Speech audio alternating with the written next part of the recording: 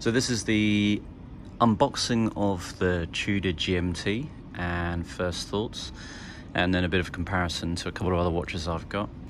So let's get into opening the box.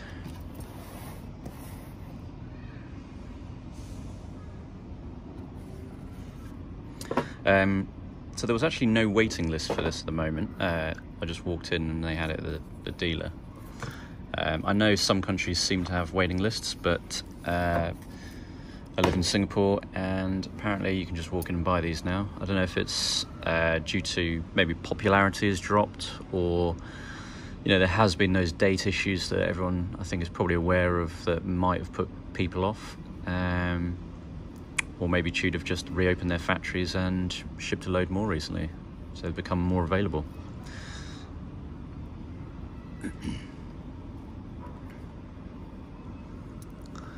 So there it is.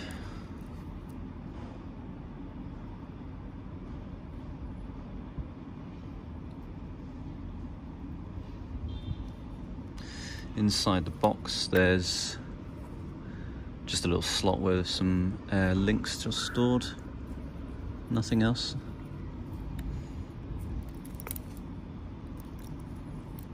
So I've watched a lot of videos about this watch while I was researching whether I wanted it or not, and I was quite surprised when I got into the shop.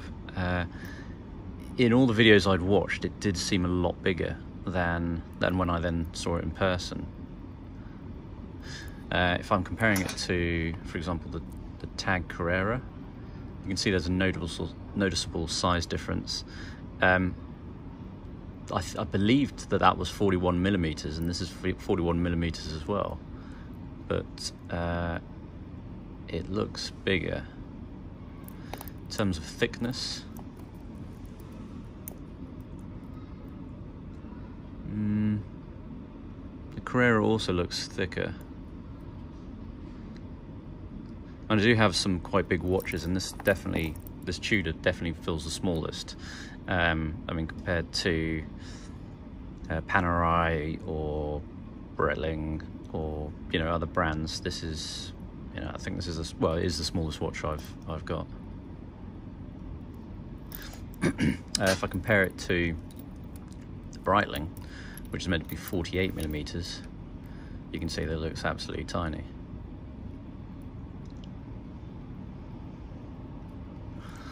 So, I mean, it feels very solid in terms of make. Sometimes I feel like the Rolexes, which obviously are really hard to get and not available, I feel this feels more solid to the Rolex. Definitely the older models where the straps are and the links are, they feel quite cheap. I think before like 2000s, they're quite small. So let me just try and, there is a plastic cover. Try and cut this off without scratching it.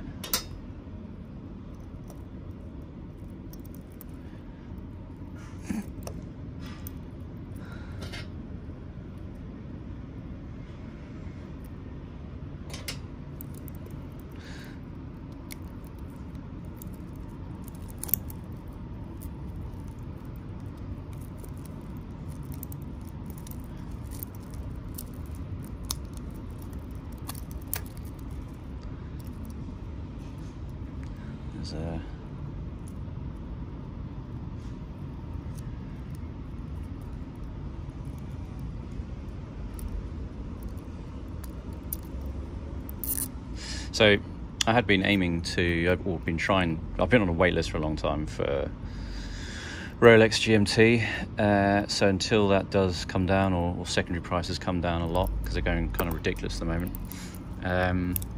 I'll try this as my everyday watch. Obviously, it's a lot cheaper. Well, if you look at the grey market, it's probably about a sixth of the price here in Singapore. And this can be like, I won't be as worried about it getting, knocked, scratched. Let me just try to turn this.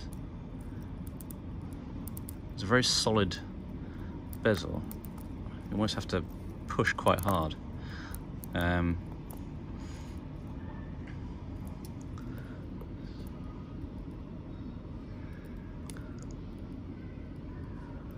Okay. Won't bother changing the time since it's already set correctly. Overall, I'm pretty happy with that. Feels very solid. Tudor have also, you know, in case those date issues do kind of come up, then Tudor has now extended, as the beginning of this year, the warranty to, it used to be 2 years I believe, and they've extended it to 5 years. So that should give people a lot more confidence. Ooh, you can see that's much nicer now, taking that off. Very shiny mirror finish. Is there one on the other side? Yes.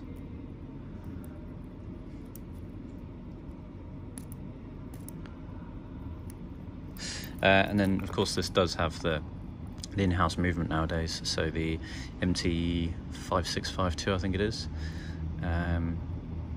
So that makes it a bit more special as well.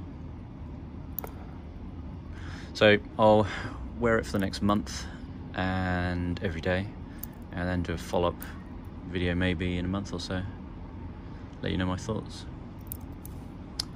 Thanks for watching.